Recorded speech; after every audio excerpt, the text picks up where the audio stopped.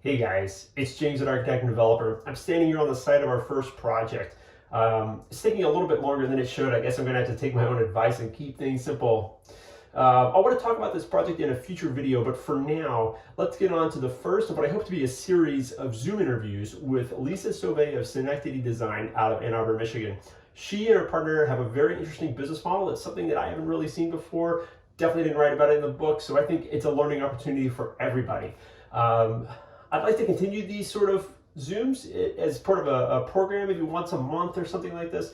So let me know down below in the comments who you would like to see, who you'd like to talk to, who I should be talking to. Maybe we can get us all together in a room, in a Zoom room, to sort of communicate. I think this COVID situation is a little messed up, but this is an opportunity for us to do something a little different than what the AIA does at your local branch.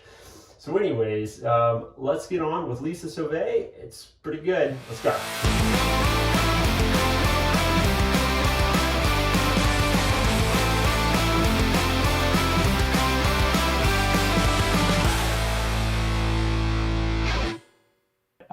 For all of you guys that are joining, I'm James Petty, and so I'm interested in hearing everybody's story on architects who are developing different things or being a little more entrepreneurial with this business than just the standard sort of practice.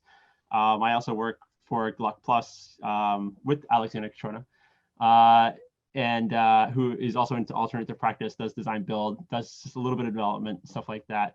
And I've wrote the book Architect and Developer, run Instagram, and I've spoken at the AA National Convention, Harvard, at Columbia, and at Yale. And so I wanted to talk with Lisa here because Lisa is doing something very interesting that I think a lot of you guys would really find really interesting. And I felt that she would be a great person to start off with, maybe kind of a monthly sort of talk where every month kind of meet a new person, kind of see what they're up to and what kind of business practice that they have going on. Sorry, I just keep clicking the accept on these join things, and they just keep coming. It's very distracting. But anyways, I thought I'd wanted to let Lisa kind of talk about what she's doing and her practice in Ann Arbor, Synecdoche. When that, what not to name your business. When that movie came out, I remember loving that movie, but I just never could pronounce it and trying to tell my friends, you got to go watch this crazy weird movie. I don't know how to say it, but it's great. I don't know how to spell it. It's basically how we get referred to, right? Like you have to go meet this architecture firm. It's got this crazy weird name. I don't know how to spell it. Do you have the, based off the town? No, that's Synecdoche. Oh. Which it's interesting because I say Synecdoche so much, I have to pause to say Synecdoche, but it's a play on that. It's exactly a play on that town. For it. And so I about a month ago, Lisa and I were on a panel together for Colorado, for some people out in AA Colorado, to talk about sort of things that are going on. And I figured that it would be great for her to kind of give that talk that she gave there, and then maybe from then we can kind of have a conversation about what she's doing. So I don't know if you can share your screen. I can. Nope, you got to enable it for me, and then. Almost. Where do I? No, I thought I did that. Uh-oh. Disabled attendee screen. Can you co-host me? Yeah. Or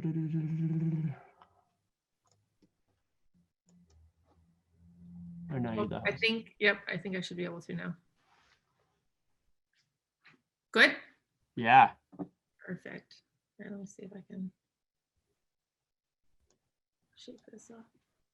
I'm just gonna let me rearrange my screen now. Okay, I'll just kind of kick it off. I think we've slowed down on everybody joining now, which is great.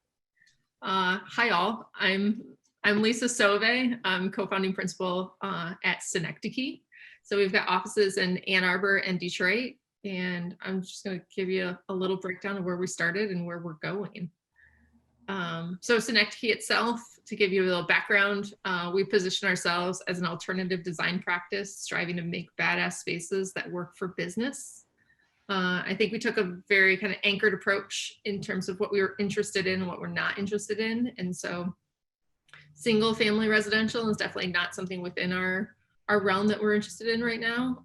We're much more interested in the commercial sector, small businesses, and development. So, you know, things that we dream of, you know, as our impact, elevating the mindset of the Great Lakes region as a design hub. We've worked with East Coast and West Coast design firms, and then we've got a fabrication shop. So we collaborate in making kind of bespoke pieces for those types of projects. And we think that there's a lot of talent in the Great Lakes region too. Detroit is the only UNESCO city of design. So we think that there's a lot of kind of creative activity coming out of the Great Lakes. So how can we kind of push that forward? I think a lot of what I'll talk about is leading innovative projects by partnering in collaborative ventures and projects that are advanced fabrication through architecture. And that's where our design make model comes in as well. Core values: do good work. You'll see that a bit. So where do we come from? We came from spring of 2009 is when we launched. So right at the bottom of the Architecture Billings Index is when my partner Adam and I graduated from undergrad, and we knew we were headed into grad school in the fall. So we had, right, the summer that we didn't know exactly what we were going to do. Internships didn't really exist. I was a single mom at the time, so my schedule was a little more difficult to take a 9-to-5 anyway. And so what we did find was an interior design project on Craigslist. And so it was a very small 100 square foot office in an old house in Detroit that we designed into a 2 to 4 person graphic design office that ended up winning Inc.com and Architizer's World's Coolest Offices that year. So it really felt like something that we had going for us, that we had the momentum and some validation about our design approach. With that project, to be able to meet the budget and the demands, we had to fabricate the whole build up by ourselves, and we became a design make office. And so we tooled up, and typically small offices, they start this process, and you get established by grabbing onto more scope than just the design fees, like through making, and then you kind of taper it off. And we made the kind of explicit decision in 2015, after we quit our full-time jobs. So there was like a 6-year span that we were only doing one job per year, while having other gigs, that the make sector was part of our business model. And so we tooled up there. So design make, we've got 3,000 square feet of office space and fabrication shop, metalworking. We've got a CNC machine, wood shop, to make bespoke pieces for our projects. Oh, why design make and not design build? Because design build is construction, and I have no interest in coordinating plumbers and drywalling and all of that sort of stuff. So when we say make, we're going to make custom bespoke pieces, furniture, wall panels, installation moments that don't get directly coordinated in the construction sequence. Like the stuff that might be too expensive to bid out in the open market, where they're just going to overprice custom bespoke things that you really care about. Yeah, and also, when we think about doing shop drawings and coordinating between multiple trades, some of the projects that we've worked on require metalwork, woodwork, and textile work all in one piece. And so to work with 3 different trades to coordinate that custom piece versus us doing it in-house, it's way less in terms of moving a piece around, coordinating the components that go together. And we can work on those details as we prototype it through to a final product. So it lets us work on details and be more inventive with the materials and the details as that piece moves along. Nice. So I'm going to go through a few projects that made the light bulb go off, per se, in terms of what we're doing now. Spencer was one of our early projects in 2015, where a couple was opening they had a pop-up restaurants where you could buy picnic baskets out of a bakery, and they're opening a brick and mortar. And we cold called them, frankly, because we knew what they were doing before they opened the brick and mortar. And we said, you guys are making great food. We want to be a part of this. And before they had even found a space, we said, can we help you, with your restaurant? And so through the process of looking at spaces, we walked through with them. We looked at the lease terms. We looked at the space, did field verifications of measurements, and then compared the rentable square footage, usable square footage, and then how much they were paying per square foot on the lease. And there's a difference between the BOMA standards of the entire bounding box to the exterior walls, the usable square footage on the inside, and that rentable, and then like common area metrics to go between those. And so for us, we were able to accurately measure what the landlord was estimating and round that down by 206 square feet. And so 206 square feet, when you're talking about $35 a square foot, makes a big difference. And over a 5-year lease, this pays for our design fee. So even before they signed the lease, or like as they signed the lease, they knew that our fee would be paid off in 5 years by lowering their rent. Right. So just more images of the project. It's just like bad configuration. Even just by designing it, we were able to get more seats in the space. Of course, now this looks like an anxiety-ridden restaurant, but more seats in the space, and you think about tabletop turnover, again, it adds to the bottom line. So always talking through their business model and what impact design and our contribution have to it. The next project, so Duo Security, 2 years ago now, they sold for $2.35 billion. I wish I had the genius idea of partnering and taking stock in projects when this came along, but I needed that light bulb to kind of go off through project validation. So this project, they were growing when we first started working on it. And we went through and we went with every design head and asked about their growth plans over the next 2 years. And through that process, we learned that the space that they had that they hired us to renovate would be filled in the next 2 years by the hiring plans. And so we came back to them with the concern of it would be irresponsible of us to design the space if they're going to max out. Of course, tech offices, ebb and flow. So it really is like looking in a magic ball for some of the projections, but the way that they were going, it really made sense. And so with this project, what we did is we hopped over to their second HQ. And so because they were going to outgrow this space, they signed up, they leased 30,000 more square feet of space for the growing office. And we took this on, they signed the lease, and then incrementally tenants were moving out. So it's a 4-phase project. But once we finished this project, we went back and renovated this part as well. So through advocating for their success, we were able to double our square footage capture. Both of their headquarters in Ann Arbor are 30,000 square feet. So we were about to get 30,000 and we got 60,000. And this was all before they got bought. This is before they got bought. Yeah. So I wish we just offered up services for steak, but yeah. So this is kind of more of that space, right? Like we made the reception desk. We made these felt twist things. We made these kind of custom box. So, right, there's pieces also within our designs. So how do you get paid for those things? Are those part of your design fee, or they get bid out as part of the project in the construction fee? It comes in a couple different ways. So in our projects, a lot of clients actually come to us and they say, what what's the next key piece that we're going to get? And I'm like, I don't know. I haven't designed your space. I have no idea what kind of pieces that you need for your space. So we'll write a pretty typical architecture fee proposal. We'll design it. And then, we're selecting furniture and we're detailing things out. And so we'll detail things like this, or we'll say, you guys need some sort of division. We don't want to we'd be afraid of building more walls than necessary because we know your office is going to flex. What sort of temporary or lighter solution can we do? Yeah.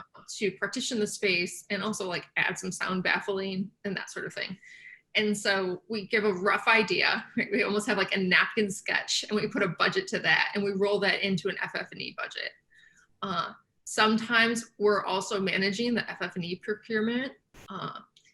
You've got to have the endurance to kind of manage that as well, but it is a pretty good margin, like if an office is willing to do all the FF&E purchasing. So we roll that in either to FF&E, or we have our own custom quote that we add later on in the project. Gotcha.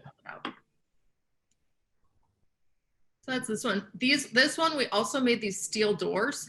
So we had to coordinate with the contractor, right, who was making all the steel framing for the glass walls, and that we were popping in these 10-foot steel doors.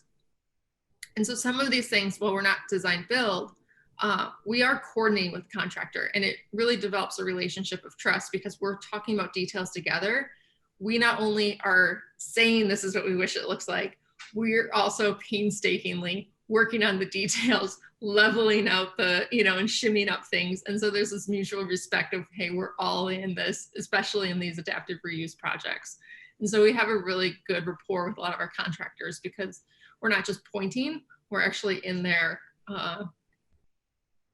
grunting around to fight for certain details and things. Yeah. So kind of to go back to some of these successes and like, how do you start? So we had a project, the lunchroom, a small vegan restaurant. We got an interview in Slice Ann Arbor, a blog. The CFO of Deepfield, right, read that blog, called us up to design their space. Duo is the next door neighbor. So they saw what we designed at Deepfield and said, hey, our HQ doesn't look that good. Come redo ours. That's when, right, we advocated and said, you need more space. The Deepfield and the Duo landlords had the same landlord. That landlord actually has a restaurant and bar company. So we went and designed several of their spaces after they saw how we were improving their tenant space. Right, like C team of Deepfield went on to some different projects, and we just finished Clink, another 25,000 square foot headquarters building. And then Duo, the CEO of Duo, was approached by Bamboo Royal Oak about a development deal. And he said, I'll do the deal if Lisa comes with me and designs the project. So our background of projects kind of came with the clout that we're going to provide a successful project. And so they're willing to invest if we're the partner on the project. And it goes on and on, right? So like, how do you get a project, and where do those things go for anybody that's on the starting end of the spectrum? And so that's where this was kind of the shift of really starting to talk about our value and our fee structure, and how these projects are making money because of architecture, and then how we can make money off of that. So kind of two more projects and like a little bit of a visual. New construction in Ann Arbor. These are just like graphic representations. Rent is really high for high-end new construction in Ann Arbor. A lot of student high-end apartments and dorms here. There's, a bunch of kind of slumlord stuff, and those apartment buildings need to get improved.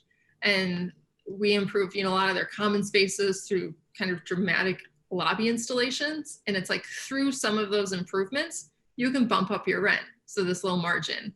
And it's what we said is, okay, if you bump up the rent by X number of units, and this is our design fee is in blue, you pay it off in 3 years, but you're not going to renovate your building for 6 to 10 years, right? These just need a refresh. You have to keep up with the times for student housing. Yeah. But again, just talking about how quickly it pays off by doing those improvements, that it's not a sunk cost, that it pays off.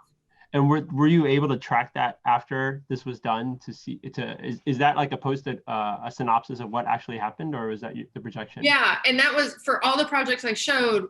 Basically, we do a post occupancy analysis. Yeah. But on the business model. And so we asked all of them, how are you doing? And they all say, we're doing better than our best pro forma.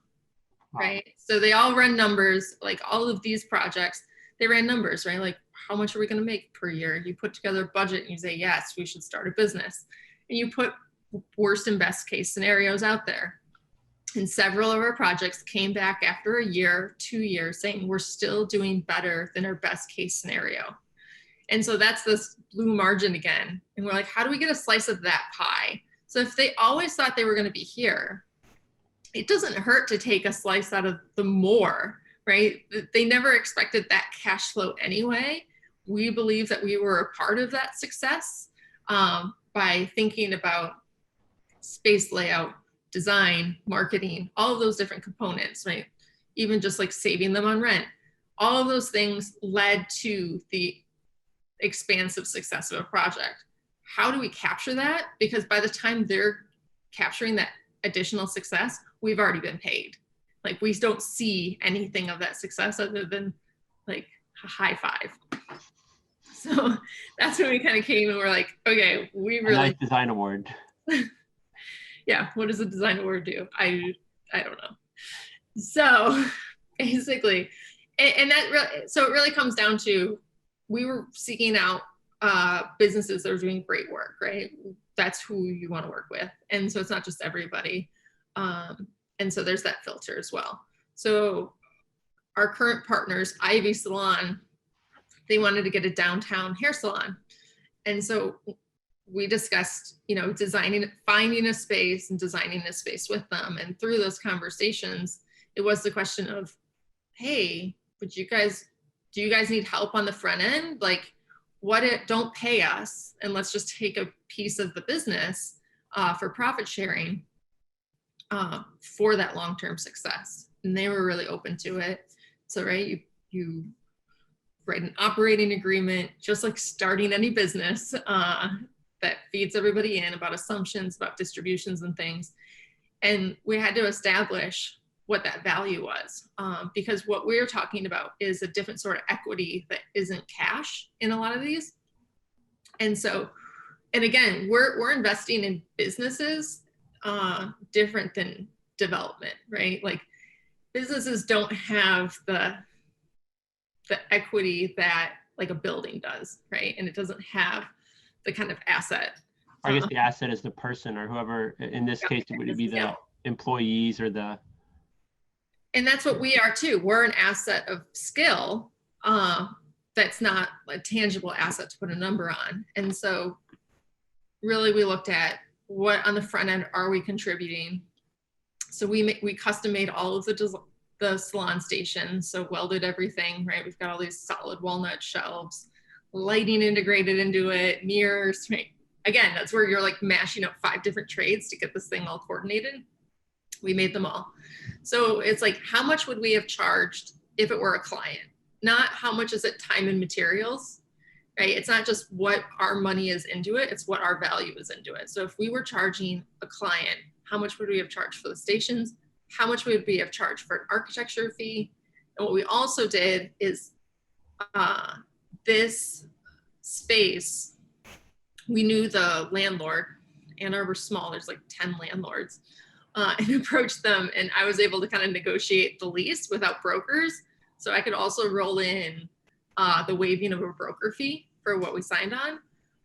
And that accumulated value over the overall front end cost equaled our ownership stake in the project. How long did it take to sort of figure all of that out and come to an agreement, and like before you could really move forward, or you just had to move forward first and then kind of figure out how all that would shake out? Yeah, I mean, right, you put an estimate together and say, this is kind of where, and you can adjust those, right? You can adjust percentages at any time. You get another partner in, you do a capital draw, all those different things. You can always adjust the percentage.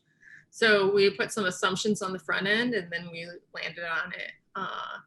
Kind of by the time you open, you really kind of know where you land in those early opening costs. Gotcha.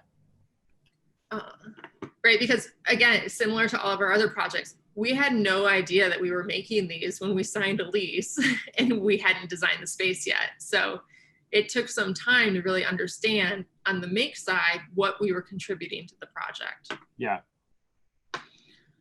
This one's a little bit different because it is property development. So similarly, we came in and designed the space. It's a coffee shop. It's owner occupied. So the coffee shop owner owns the building as well. So we developed, we reconfigured the design. It needed a whole rehab of 7,000 square feet. This is actually one of 7 parcels on that block. Altogether was a package development. And so we came in and said, we're going to help rehab these parcels, you know, for a fee. And what we did was that our project fee over the initial appraised value, right? If we just came in and designed stuff and it wasn't worth anything, like that would be our percentage. But we decided on this one, we were like, what's the kind of assessed value we think we're going to get to? And this is, again, where you when and how do you establish those percentages? And we just put a metric of 2. So we're going to double it. Like, by using design, twice as much percentage from the incoming as what we kind of land on the outside. Gotcha. And that was just like us discussing and saying, where do we all feel comfortable? Multiply that by 2, that's percentage of ownership. I do have like revenue. Sorry, this is kind of a pop-up thing. This one's business revenue, right? So we're getting quarterly distributions of profit from this as a business. This project is development, so we're getting most of our revenue at a sale or a refinance of the properties, plus net positive rent distributions quarterly. This project is, so Studio, we just opened a few months ago, is one of those other buildings of the York properties. So this Studio is across the courtyard from this building.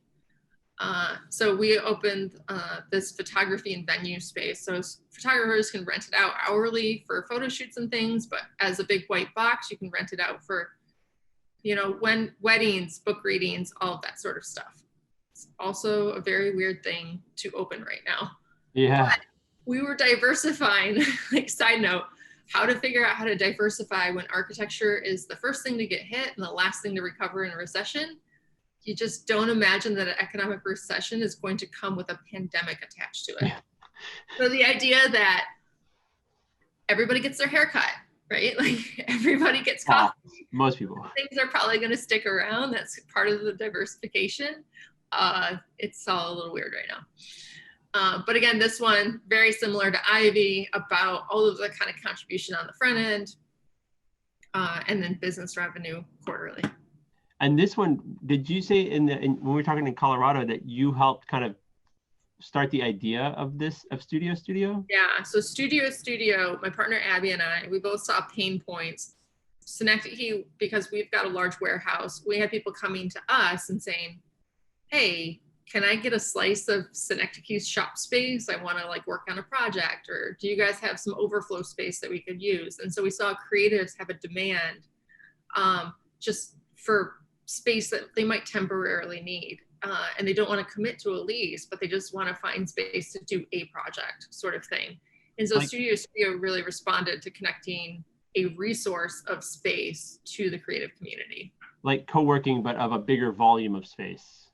Yeah. Like, not just desks and computers, but actual place to fabricate something or. Yep, exactly. Right. Like if a painter is like, I just got commissioned for a 10-foot by 8-foot painting. I cannot fit it in my basement painting studio. Can I come grab a corner of, you know, the studio space here to make that happen over the course of a week or two? And how did you find the other people that were interested in doing studio? So my partner, Abby, we've been friends for, you know, several years. She's a photographer. So she had her own studio and she was getting the same thing from photographers. Hey, can I come use your studio? Because a lot of photographers, they don't have a studio, right? Again, they're not going to get a year-long lease when most of the time they're shooting events or outdoors and that sort of thing. So studio photography is a little unique that it's not needed all the time. And so why not use it as a shared time resource? Yeah. So she saw the same thing. And so when we were talking, we were like, I think we can mash all this up into a big empty box. And that's what we did. Nice. So then the last one, again, so it's like flip-flopping between business and development investment. This one goes back to Duo. Doug's on the CEO. He was approached for an investment and said, only if Lisa comes in. And I said, only if I get 20%. And so we had to figure out how we all kind of came to our different margins to feel like this was a good deal. But we bought the building. I am Bamboo, who has, it's a co-working space. They're in Detroit now. They're expanding to Royal Oak. We're talking about, other locations already. So we're a partner in the building development. We don't own a part of the co-working business that is inside of it, even though some of those partners overlap. I'm not involved in owning Bamboo. So you're just leasing it to Bamboo. Yep. So, and that's where we got, an SBA loan because Bamboo is owner occupied.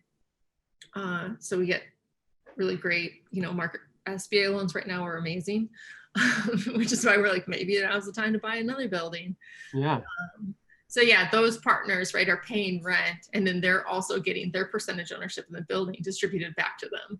So they're balancing both sides of it as paying rent and earning revenue as a development. So yeah, a few different kind of models. So again, this one, it was our design contribution, how much, what would we have charged? What value do we add over the estimated stabilized value of the property is how we kind of came to what we decided is 20%. And that contribution all came down to, right, if it's was what overall was a cash contribution in the front end, right? So we can get to 20% because we're all talking about what we're all putting in. Yeah. And that's the percentage, not the having to buy in that whole percentage relative to the loan. Right. Yeah. So like the model overall, right, is we were living here, that a project means you collect fees, you cover your expenses, payroll, rent, and everything. And then you got to do it again and then again, and you keep chasing the next project, right? Your cash flow is about balancing these and repeating. As we started partnerships, right, you do have expenses. You still have your team doing the design, building the things, you're buying raw materials to fabricate stuff. So you've got to figure out that cash flow margin, which means you build up enough of these where cash flow is up to offset that first one. But over time, each of those create passive revenue, continuous passive revenue. And so for our practice, what we think of is that passive revenue offsets future investments, which are just expense-based, right? When we're buying into or developing or starting something, now we actually have passive revenue to launch the next thing, launch the bigger thing. And overall, the value of our architecture firm is on all of these invested passive revenue models, which can expand what else we can do, how much more research, how we expand our office in general, that cash flows less of a crisis and gives us that flexibility. But you would still be doing regular sort of collecting fee projects at the same time. And I think that, right, like architecture as a model, this still makes money. It's not like that you hit zero at the end of every project, right? This still makes money. There's no reason to get rid of it. But it's about diversification. So when this doesn't make money or projects stall out, you hit a recession, there's something else to support the foundation of it to kind of keep moving along. You don't have to completely pivot in that same way. Right. And hopefully it helps you also last through any other recession. I mean, this one's kind of different, but through any future recessions, by having a little bit of extra passive income to offset any projects that may not happen. Yep, exactly. That's a big deal. So like, it's like just figuring out kind of one project, and then that passive revenue really helps. It's you bootstrapping yourself. Yeah, definitely that middle one is like the most pivotal moment, right? Because if you do have to find a way to cash flow the expenses of the employee expenses, the time, any materials that you're kind of putting into it in those first couple of projects or that first project. I mean, that's the real risk, I guess, in the investment on your end. Yeah. And, depending on the size of your firm or where you're positioned, it could just be you on nights and weekends getting that first one off the ground. Right. It could really be sweat equity and less cash flow to get that one started. Right. It just depends on kind of how you position it. So that you can get to that bottom model. Yep, totally. And so, yeah, that's, I mean, for us, like the big takeaways, it's like spend money for the success of so like when we talk to people about partnering, right, how we position it is we're also spending money, right, on getting a project to happen. So clearly when we're designing things and making design choices, it's not about the ego and the aesthetic, it's about the success of the business and the project, because it's our money too. So it gives a legitimacy too to the design moves, that it's like, do we really need that? Is that really like, do we need that really nice furniture or X, Y, and Z? There's a justification because we also have skin in the game. Yeah, it really gives you a seat at the table rather than just some consultant that's here today, gone tomorrow. Yeah, it's like, what kind of interest do you have in this? Like, are you just spending our budget because it's our budget? Yeah. And the same, it speaks to the values of the client partner. Like we're thinking really about the business model as it works through the space, right? We're thinking about when we're designing a hair salon, how many steps are you between the shampoo bowl and your tools and your client, you know, to make things really efficient. Yeah. Diversifying in a volatile industry, right? We kind of talked about that a bit. And design's your calling card, don't compromise. And so that's like the first project we started. It's like with the budget we had, we would have gotten paint on the walls and probably new flooring if we subbed all that out. So we had to like just make the thing. Yeah. And it just kind of repeats through, right? How you get new projects, and then how the project itself for those businesses really establishes what your value structure is. And hey, everybody was really all in the built environment. It creates a quality space and people just want to be there, and they're going to spend more money, and you're going to do better than your best pro forma. Do you still plan to keep making things like at every project moving forward and in the foreseeable future? I mean, it's not every project, you know, it depends on the project. It's not like a force of hand that we're like, okay, what are we going to make for this project? Sometimes we have clients that ask that. They're like, we love that you make stuff. What are you going to make for us? But it is like, we say it's custom solutions for custom problems, right? So if there's just a certain moment that business model or that experience really calls for something you can't get off the shelf, we're going to make it. And that's where it's usually like heavy customer touch points, reception desks, boardroom tables, chef's tables, you know, like those kind of really high touch moments that people get, you know, grasp the materiality and the intention behind a physical object. I just always loved, if you know Lewis or Mikey Lewis in New York, they really got their going by fabricating a lot of their own work, because they just couldn't get the stuff built otherwise. Like they were trying to do some crazy stuff that, you know, financially it was never going to make sense for a client to pay them. And so they just built it themselves on nights and weekends to make those projects happen. But then, you know, after I think it's about a dozen projects, they kind of phased that out as they wanted to grow and just kind of be a standard architecture firm that did schools and stuff like that. Totally. And that's what we saw a lot, right? Like we had that like in 2015 was kind of our tipping point. We were like, are we going to be a design make? Or have we gotten to the point where that can drop off? And for us, we could go either route. But it was an interesting positioning statement. And for us, it's just like fun to make stuff. So exactly. To have a fab shop and just be like, no, I can do this myself. I don't need to like, you know, draw some 3,000 details so somebody else can bid it out and get overpaid for it. Yeah. And that's right. Like U of M is in our backyard. It's got one of the best fab labs of a university in the country. And so hiring talent, getting, you know, summer talent to, you know, if we can line up, we're fabricating in the summer, we can really kind of grab that student talent as well. They're all learning how to do digital fabrication, CNC, robot work. So they just jump in ready to go. Nice. And that was, are we going to buy a CNC? Like, are we going to invest $100,000 into one machine? And that was kind of, we were like, fuck yes. And so now we're doing it. And you did it? Yeah. Oh that thing's paid off now. That's how well it did. Wow. But that's where like we just had to go all in. You couldn't kind of dance around it. Yeah. But the other thing we did with like the fabrication shop is we tooled up on tools that could do a lot of things. So we don't have specialty tools. We still might outsource to a metal shop or a wood shop to like lay up in plain tabletops. Like just give us these tabletops, here are the dimensions. And what we're actually going to do is custom make a great table base to integrate with it. right? Or something like that. But we don't actually have to like lay up in plain wood. Right. Like that's not our skill set. Yeah.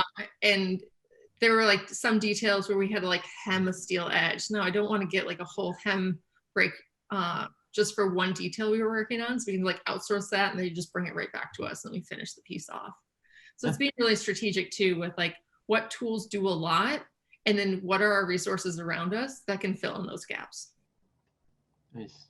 So have you started being approached by other businesses who have realized your business model in Ann Arbor and maybe they're cash strapped and they want to start a small business and they're like, wait, but I've heard there's this architect that I can work with that is willing to, you know, take a piece of equity into the business, which for them is the difference between going or not going because they don't have the money to pay for somebody in those pivotal beginnings of a new place. Yeah, I think Ivy was the only one that we like really pitched directly to them. York, they knew that we were talking about it. Some of the owners were friends. And so like, we want you to have stake. Like they kind of pitched it to us, like, we'll give you a percentage, you know, sort of thing. We need to do this, but here's our budget line. How can we make this work together? Have you been approached by anybody that maybe you felt was predatory on that business model? Because I feel like that's the thing that people might be afraid of is that somebody will hear that, oh, you're willing to, you want to be a co-developer. Great, here, do a whole bunch of free work for me. Oh, it won't, never mind, it won't work out. I mean, but that's the filter. Like for us, it's a partnership. So it isn't a service offering where, I mean, even banks, right? You have to check off boxes before you move forward. Yeah. We're the same way, like don't work with assholes, right? Yeah. It's a pretty easy rule to follow. You just have to figure out how to see it, find an asshole, like show their true colors. So, I mean, we've had a couple that we could kind of tell they were feeling us out for like that positioning. And we're like, we're going to, you know, then we say, okay, we're going to write a proposal for you. They're like, oh, okay. That's because it's a two-way street. And so it's not something where somebody can come and be like, we want to hire you as a partner. It's decided by us. Right. And we've had a couple conversations and they're not all for us. And some of them, it's like, we're kind of tapped out for this year. We can only do so much investing. We still have to manage cash flow. Like passive revenue has a ramp up period too. And all of these projects are, you know, 2 years old. So are you dealing with any of the banks in some of these projects as well, since you're part owner?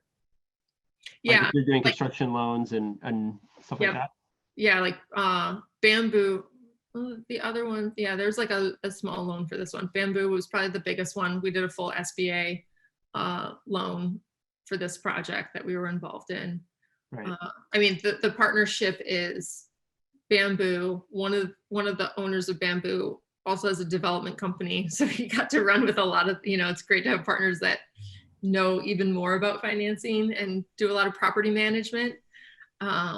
So yeah, we've kind of gone through pretty, you know, traditional financing, bootstrap models, friends and family loans, all sorts of things.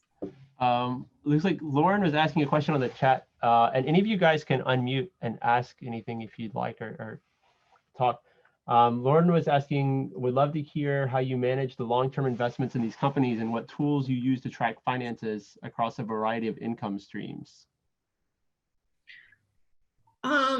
I mean, tools, right? So right now I can have a pretty close touch point on all of these. There's only a few, but it's important to know who are managing partners, who are working day to day, what partners are drawing an actual salary because they're working in the business versus myself and Synecdoche, we're working on the business. And I think that's a really clear distinction to have when you're starting something like this is who's in it and who owns it. And so that's really how we kind of manage it. And, you know, the same way you do like quarterly distributions, you have at least quarterly touch points to be like, what's the health of the company? Where do we need to pivot? What do we need to look at? What are the pain points? What can we optimize? What should we help foster to grow and that sort of thing. Right. And then like financing, right? Each one of these. So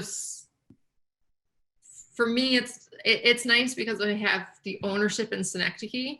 So I'm basically taking my profit that I'm taking as the owner and moving it over as an investment into something else, right? Like I don't have a lot of partners in Synecdoche that I have to like take my own draws to kind of do those things.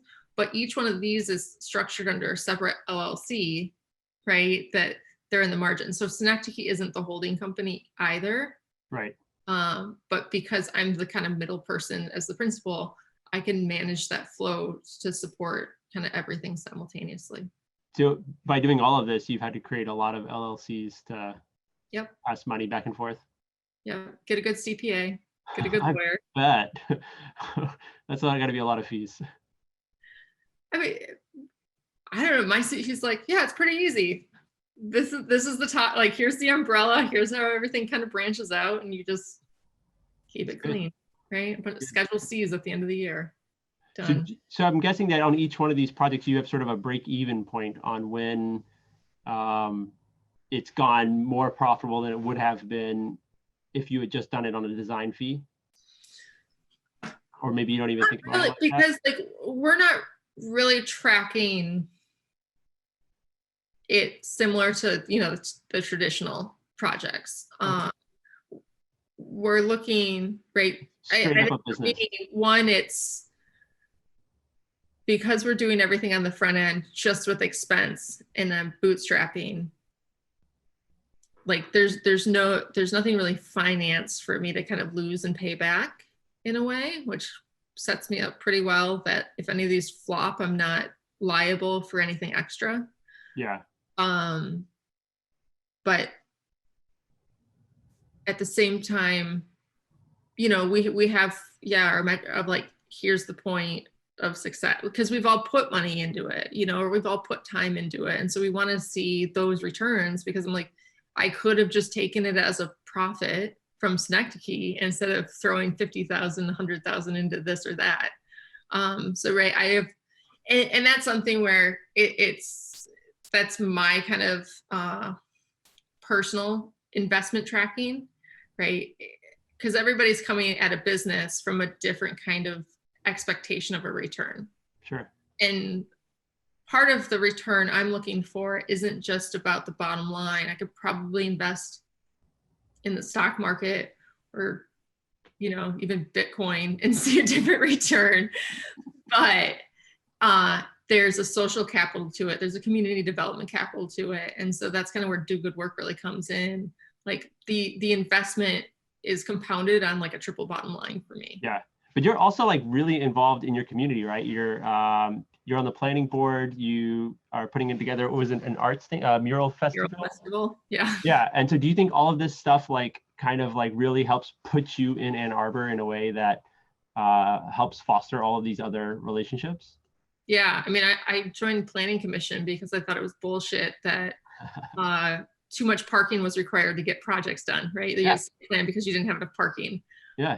And so like there are like huge hurdles for small businesses to get through that we have to break down the systems to make projects easier. And so it really has set up myself and Synecdoche to lead an advisory role about what's actually making it hard. How do we really smooth the road ahead for more people to do more things?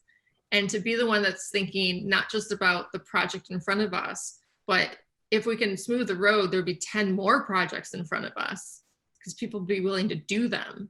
Yeah. That really opens up, hey, you know how the system works, you know the pain points, so you can navigate it more smoothly. And I know that you're advocating for it in the long term, which is the type of partner I want to have. Right. So what do you think is the downside or the biggest downside of this sort of business model of owning percent stakes in these companies? Is it just the upfront costs required to get it going, or is it the fear of the businesses failing, or a pandemic that randomly comes out of nowhere? And I mean, it's still small business, right? So you're not working with a big portfolio or big expertise. Some of these businesses, you know, have 2 to 20 employees, and everybody's trying to kind of like figure themselves out. We're all like figuring out how to bootstrap together. So the like learning the business and figuring out how to grow, not just survive. Sometimes I do feel like I'm a business coach in a way to my partners. And so I think that's kind of hard because you have to bring something else to it. Like it's not completely, it really isn't totally passive, right? There is the engagement with your partners and making sure there's kind of long-term success. And your partners might be very good at cutting hair. They might be very good at photography. They might be very good at cooking, but they might not be good at business. Or they might not be the best, and you have to both, push each other to get better at that part. Right. Do you feel that it's that you're an oddity in the architectural field for being so concerned about business? Because I've always felt like so many architects don't really pay much attention to that aspect. I have no idea. I worked for one architecture firm. It was my thesis advisor who was licensed, who signed off on all of my experience hours, right? So like my construction documentation was for some fabricated research projects, to be really frank. So like, I don't really know a traditional architecture firm or like what that mindset is, right? And I talk more to small businesses and tech startups than I do other architects. Sure. But most of my conversations are like this. So I feel like there's an innate curiosity about it, but maybe not a kind of natural inclination to it. Yeah. There's another question. Lauren, do you just want to unmute? You can ask the question yourself. I'm going to stop sharing. Anybody else would like to? Any challenges? I have a question. Your proposed value in these deals with percent. Tips on demonstrating that proposed value. I mean, so value, you can talk about it in a few different ways, like what you would have saved a partner. So that goes back to like, we saved you X dollars because you're paying less in rent, or we saved you X dollars because we made you an intro to a landlord and you got a lease space. Like you can negotiate off market. That might be a way to negotiate it. I mean, we're talking about a building purchase deal in Ann Arbor, and one of the partner's friends was like, I was looking on LoopNet and nothing's for sale in Ann Arbor. And it's like, yeah, because they all like all the deals happen through intros. Yep. So that's $100,000 value right there, like right off the bat, just being able to make an intro. If it's on LoopNet or Zillow, it's either already sold or it's not worth what it's listed for. Yep. And so that's where sometimes you can just make those bold claims, right? I forget the kind of like legendary tale of like somebody sends an email and they're like, by the way, this idea is worth, $100,000. I'll send a bill, right? Yeah. Like, and you just share those ideas because like you give away ideas for free, and you can just be like, hey, I've got an idea, figure out how to format it and be like, it's worth X. And sometimes you can just like slam that dollar on, number on the table. But other times, yeah, you're like, think about it as if you weren't a partner. How would you put those values together? Like writing a proposal and be like, yeah, my fee is $42,000. Boom, put it in the spreadsheet for value. Henry, did you have a question? Yeah. Hey, James, and hey, Lisa. Super glad that you guys are putting this together. I really enjoyed your presentation, Lisa, and I guess I was wondering if you had any advice for how architects should approach local businesses. I know that you mentioned you first went on Craigslist. Yeah. And so I guess I have been thinking about some similar ideas like that because I just recently moved to Florida from Los Angeles, and a lot of the local businesses don't have that sort of design intent with their spaces. And so I've been wondering about what would be the best approach to start a conversation with these business owners about offering improvements and then being able to show that there is a return on the investment when they either try to make a nice reception desk or improve their entry or even just improve the overall feel of the space. How to prove that design sells. Yeah. Yeah. I mean, for all, like the lunchroom, our first project, they were a food truck and we knew they were going brick and mortar. So we just started eating at the food truck every single day. Like, do you still have our card? Did you lose it? Here's our card again, right? Like, so you kind of have to like really start getting a pulse. Instagram's just great for that, right? Watch startup businesses that might have an Etsy shop that might turn into a retail shop, right? See startups that are doing pop-up dinners or things like that and see when they're ready. So like for us, a lot of them were when they were looking for a space, not when they already had a space. But there are ones that, you know, it might be like, hey, you guys seem like you're busting at the seams. Or right now, have you really considered your outdoor space? Sure, putting a few tables out there is cool, but what if we set up this experience that it's easy to plug in lanterns and umbrellas, and so it's, you know, weather resilient and that sort of thing, right?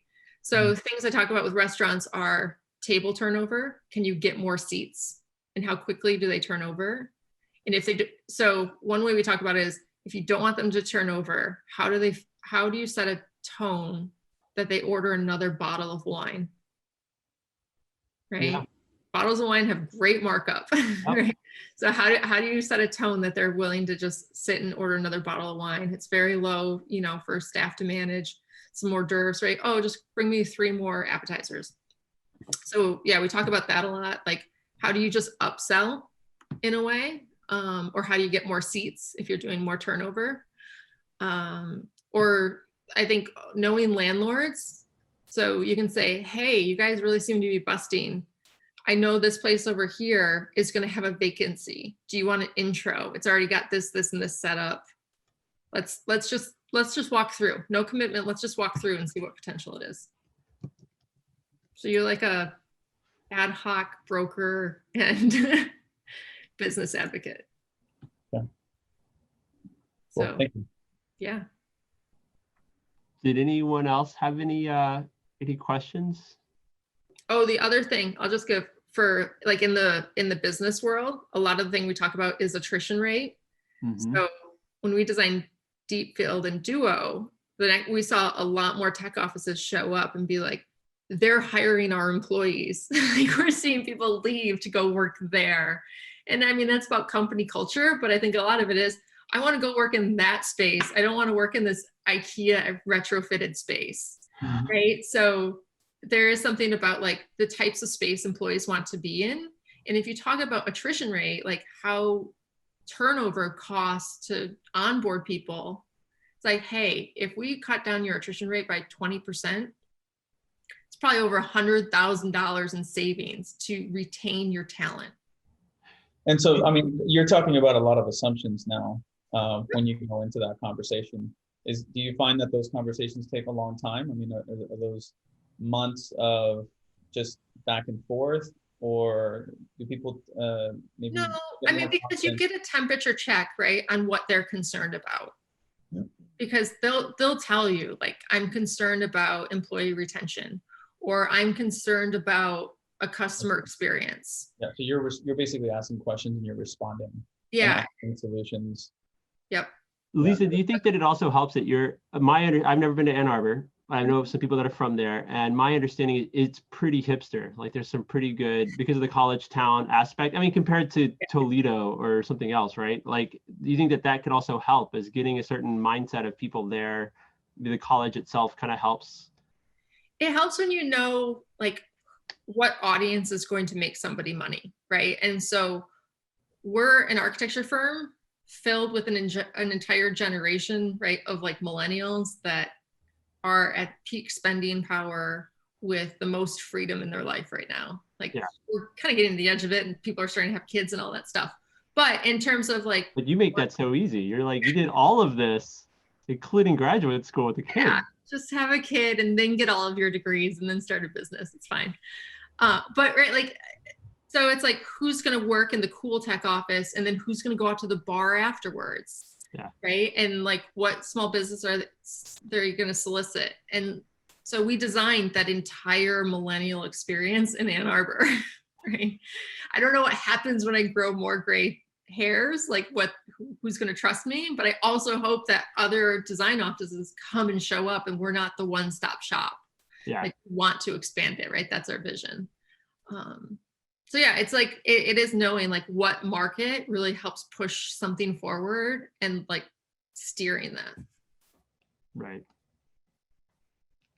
But Cool. right for us, we're outside of the university market, really. Like we're more in the tech and the small business sector, which is on But the that still kind of feeds from the university, right? I mean, the fact that it's does, there. right? Yeah, startups come from there. But Yeah. once they're out, they really are trying to tap talent and say, San Francisco's expensive. Just come to the Ann Arbor HQ. Right. We have the cool things. Right. So Cool. I don't want to keep you too late here.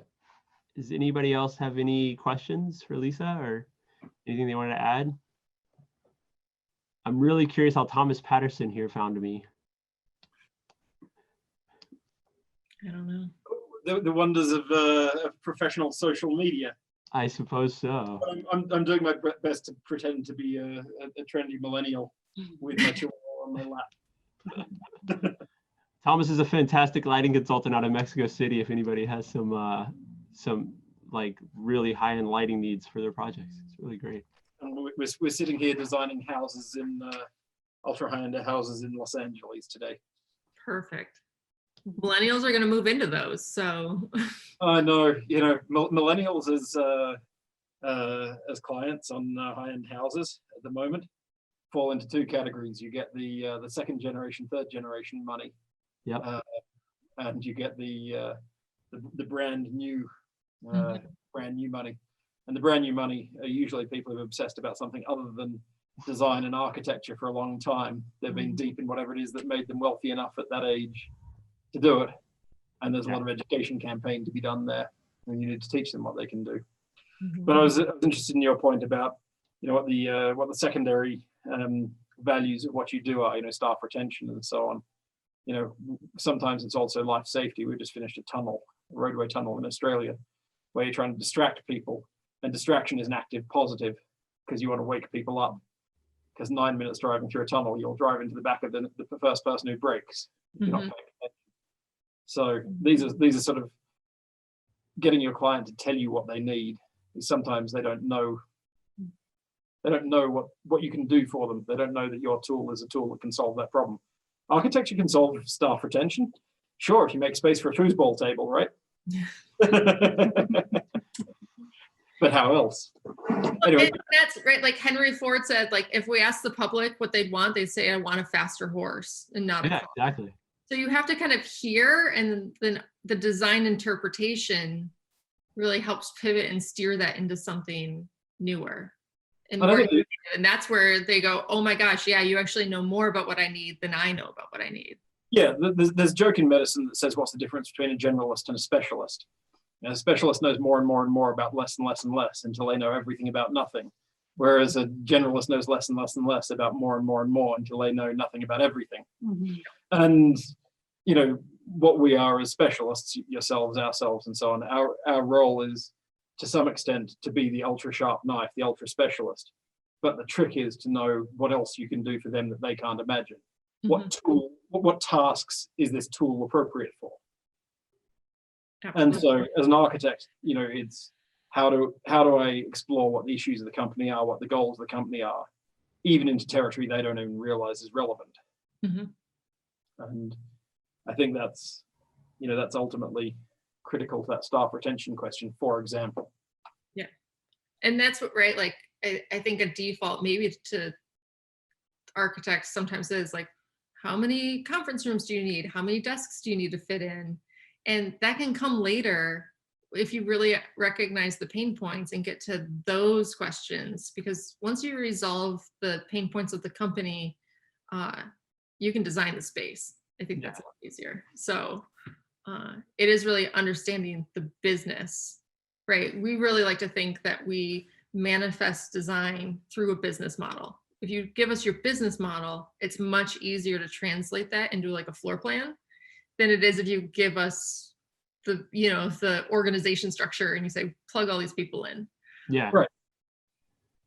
And then you're just providing a simple service too. Like, there's also just a lot of layers of stakeholder analysis. You know, making the neighbors happy with the building you do is going to make the next extension easier to do because you won't have community resistance. You know, we often find that just lighting around the perimeter of a site makes the neighbors happier because they feel like you've made the neighborhood safer. Now you're welcome on all sorts of things. You know, that's a matter of knowing what their relationships are with their neighbors and who's going to resist the next planning application. That's why I'm on planning commission, right? Like you see kind of that resistance with an ordinance, but you also have conversations about trade-offs, like community level trade-offs of values, right? It's kind of like the single issue people, you know, you get NIMBYs, right? That just say, I don't want to see more development or X, Y, or Z. And it's like, well, if you don't want to see more development, do you want to pay more in taxes to cover those costs? And to be able to talk in trade-offs of those bigger issues really boils down to then what can you work on? What do you agree to work on too? Because you can say, no, I don't want that, but you have to know what that means, what repercussions to other, you know, fringe factors comes into play. Kingsley is asking, how important is the market, and is it an advantage to be a big fish in a smaller pond like Ann Arbor? And I was kind of curious because, like I said, I haven't been to Ann Arbor, but it kind of really is a suburb of Detroit, right? Or no? I mean, there's Metro Detroit, and then I think Ann Arbor is much more a college town to itself. But it's like people can live in one and work in the other. Live in one and work in the other. Yeah, you can kind of commute right between the two. And So that's it's like by being out of Detroit, do you feel like you're a bigger fish in a smaller pond, or as if you were, I mean, you're in both though, right? Like you call yourself in Detroit and Ann Arbor.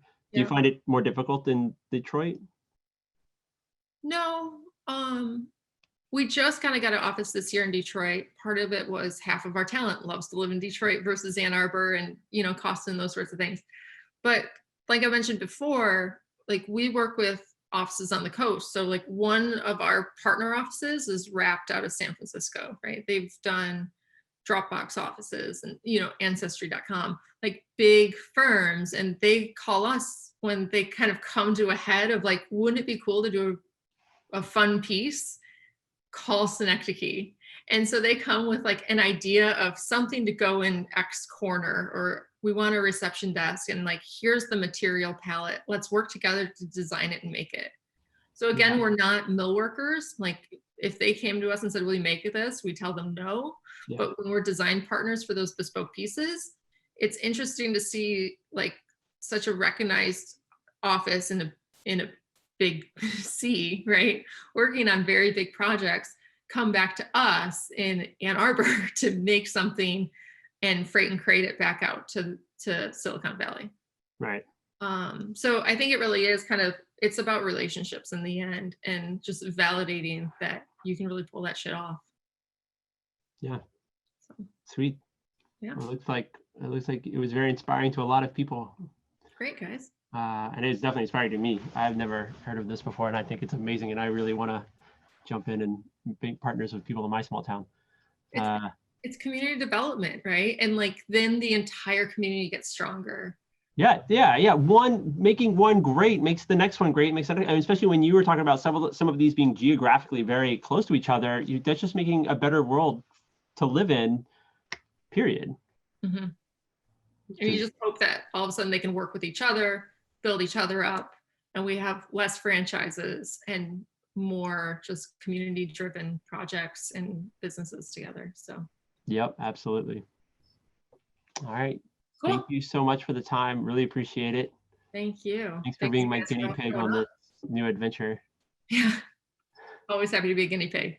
My entire model apparently is a guinea pig. I guess I didn't really think about seeing if anybody else did this, but I guess like a lot of the people you interview, kind of the last note, like I thought it was the same. Like, what do you mean? It's still just kind of investing in outside projects that you're working on. Yeah. It all feels very similar to me. Yeah. And for you to say, this is something different that I haven't heard of before. Maybe it's just investing in the business instead of development, right? It's not real estate.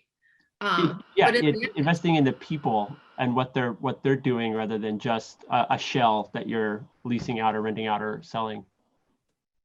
But you're still investing in the project you're doing, right? But yeah. I think you do have to have kind of a resilience to the types of value you're looking at getting out of it too. It is definitely I would assume it's more difficult to make that value. Like to Yeah. figure out what the value is rather than real estate, which is generally, there's so Your much real pro estate. forma, you see a number on the bottom line, you're like, it works, it shakes out. Yeah. Yeah. So, You're doing a different kind of math that takes a little more skill. still spreadsheets. And you're humble. So it's great. Thank you so much. This is great. All right. Thanks, guys. Thanks for joining in. Bye. Ciao. Thank you. Thank you. Thanks. Thank you. Thank you.